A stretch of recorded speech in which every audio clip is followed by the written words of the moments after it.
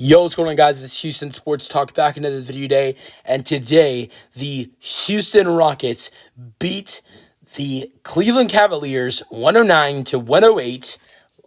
What a win for the Rockets. I have 3 words before I get into this game, and I promise you I'm not about to do a Charles Barkley. Ball don't lie. If you've ever seen that clip of Charles Barkley where he says he's about to say 3 words and then he says Chris Paul and Steve Nash must see TV and it ends up to be 7 or 8 words.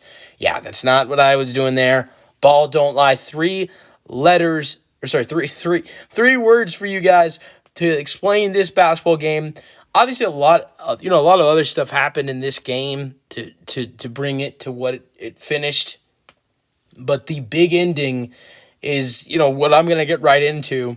I was at this game tonight, and I wish I could tell you guys that this was the best game I've been to this season, but it wasn't, because I also went to that Warriors game that the Rockets won in the in-season tournament and ended that losing streak against the Warriors. So that's definitely number one. But this is right there with it. What a win! But so we'll take you to where this all started. It's 107 to 107. It's a tied game. The Rockets have come all the way back from being down 104 to 98. VanVleet hit 2 huge threes, and then it was a free throw game that a couple free throws for both teams that led it to be 107 to 107. And here we are, and Rockets trying to stop the Cavs with like 15 seconds left. Donovan Mitchell has the ball, and I think it was Mitchell that took a shot and missed, and Şengün grabbed the board, and as Şengün got it, Jared Allen fouled him. What was crazy is then they wanted to go and review. I felt like the refs were, at the end of this game, you kind of made you feel like they were betting on the Cavs or something. All the times, every time the Rockets had a foul that went their way at the end of this game, or had a foul, they were going to review it if it wasn't a foul.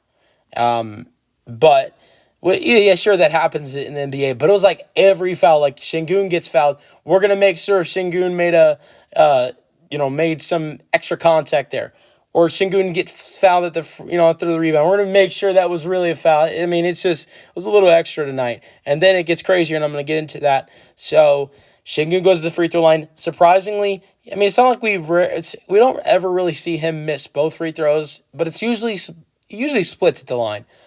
But it's not like he never makes both free throws, but he goes to the free throw line, does an amazing job making both free throws, which gives the Rockets a 2-point lead, 109 to 107. Here is where things get way crazier.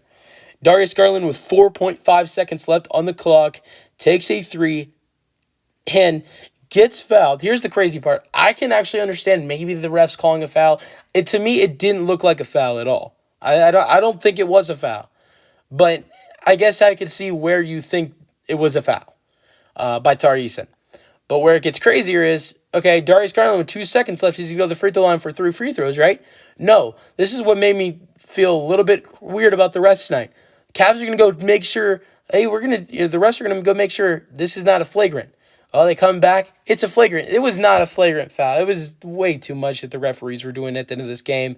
And so you would think the Rockets' chances aren't looking very good with one of the best free throw shooters in the league. I think going into tonight, Garland was number 2 in free throw percentage. And you'd think the Rockets' chances weren't too good, being only up 2 with one of the best free throw shooters at the free throw line for 3 shots. Plus the Cavaliers have the basketball after those 3 shots, and the Rockets have to foul.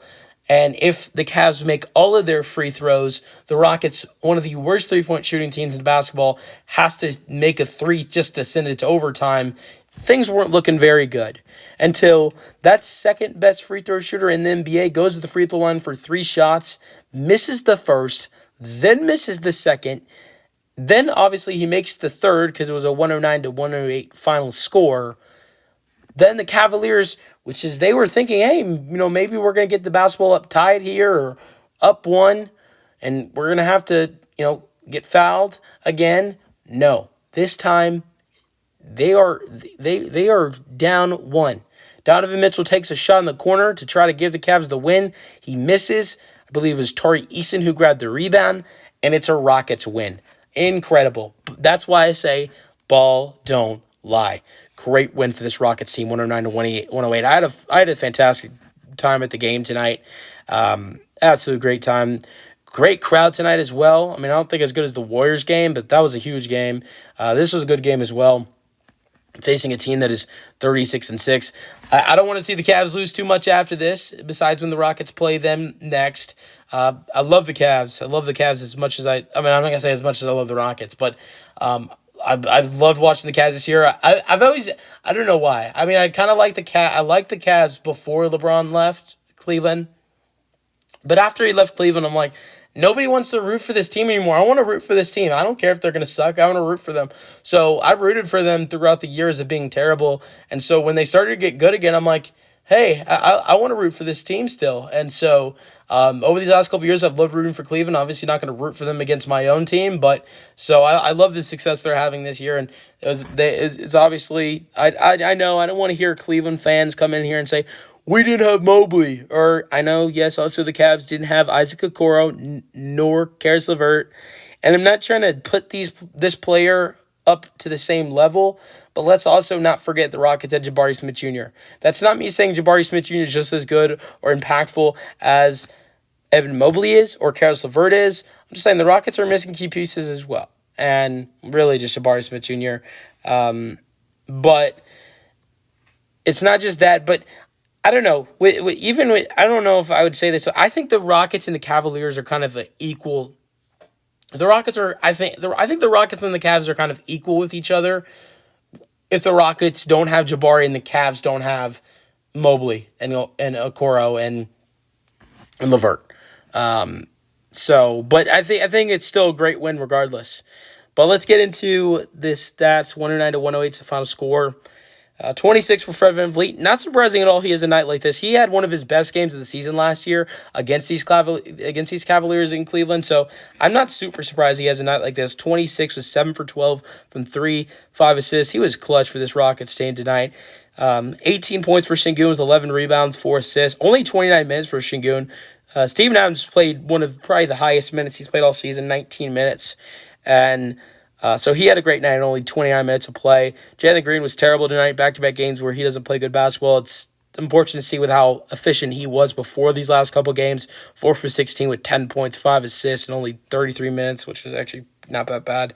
Dylan Brooks had 32 minutes, 1 for 3, 4 points, 1 assist, 1 steal. Can we start to talk about Dylan Brooks going to the bench? And the reason I want to talk about this is because, look, the reason why Dylan Brooks is not playing that great basketball is because of Amen Thompson. Amen Thompson has come in the starting lineup, and he has played spectacular basketball. I'm not trying to put this on Amen, because he was fantastic tonight.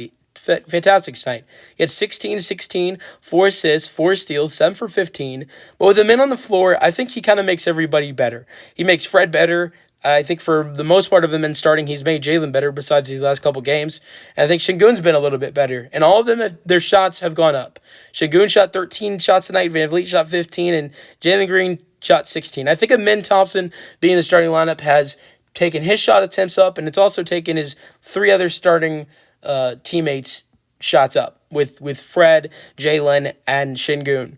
So with that being said, that has taken Dylan Brooks' role offensively way down as a starter with Amen Thompson on the floor. I don't think Amen Thompson's really doing anything that's making him play bad.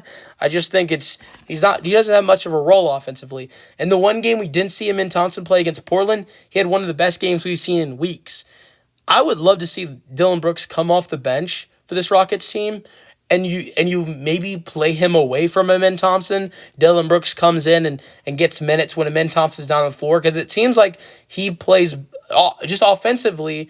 It looks like he maybe plays better basketball offensively when Amen Thompson's down on the floor. So I'm not saying these guys never have to be on the floor with each other again, but it might be better to get Dylan Brooks some more minutes when Amen is not on the floor. Because I think when Amen's on the floor, he's getting more shots, and Şengün is, and Fred and Jalen are, and Dylan's a good shooter, so you want to get a guy like that involved.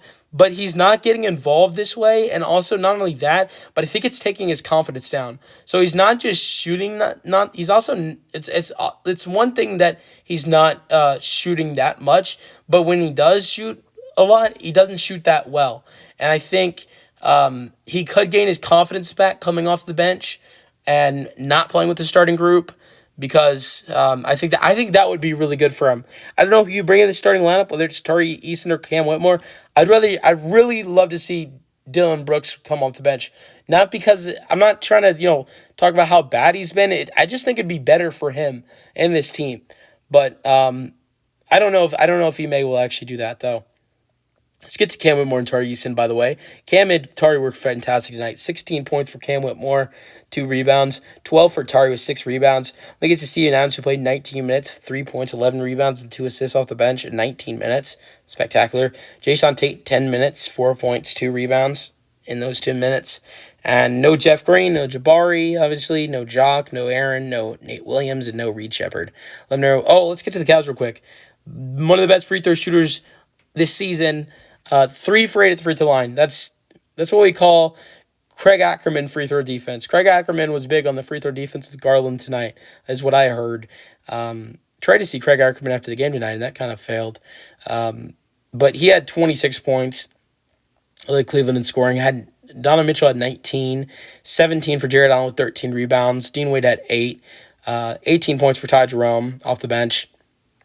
And I want to get into this three-point shooting tonight. This three-point shooting was a little bit iffy tonight. They shot 15 for 34 with 70%, but it was a weird thing of three-point shooting. Like, their first quarter was amazing. Their first quarter, they shot 6 for 11 from 3, really shooting lights out. And then they go into the second quarter, and that's completely gone. And not only is it completely gone, but they're not shooting that much, and they shoot 2 for 6 from 3 in that next quarter. But what happens the next quarter? It's like they completely get back to that same method of three-point shooting and shoot 5 for 10 from 3. And it's another 5-3 quarter.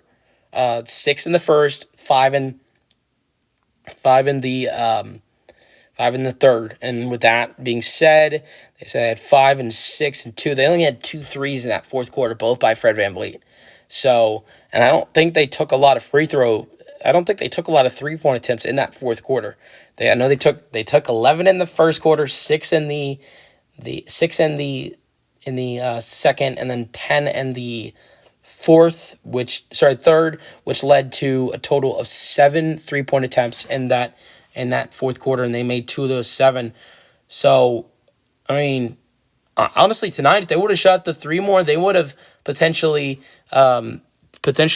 been way better offensively, because those two quarters where they didn't shoot the three that much and that well were the quarters they did bad. The quarters that they did shoot well were the really good quarters, like made 6 threes, went 6 for 11 in the first, 39 points.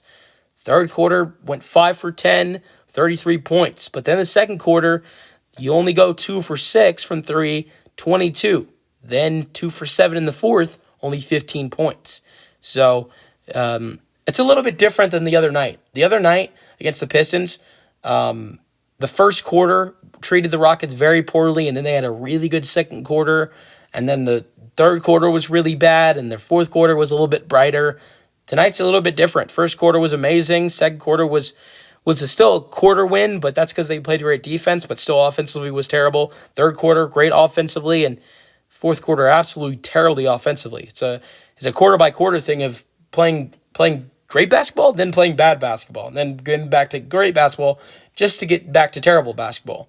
Got to play great for 4 quarters if you're going to be successful down the road, and that's something that I think is going to be frustrating and is a big reason why the Rockets need to go at the trade deadline and get some 3-point shooting. Let me know your thoughts on the Rockets win 109-108 in the comment section, and peace out. Go Rockets.